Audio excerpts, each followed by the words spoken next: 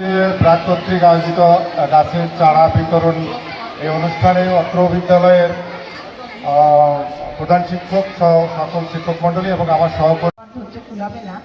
তো আমি একটা কথাই বলি, যেহেতু আমাদের জীবনের আরেক নাম হলো পানি এবং গাছ, তাই তো যত্ন করতে হবে। দেখবা যে তোমরা যখন আমাদের মতো বয়স হবে তখন দেখবা এই গাছটি তোমাদের এরকম হয়ে যাবে।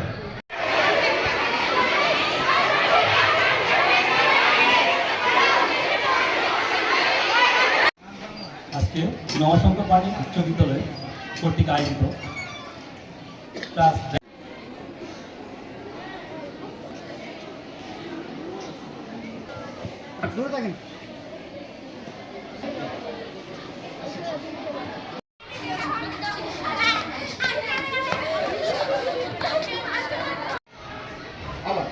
1 2 3 ABC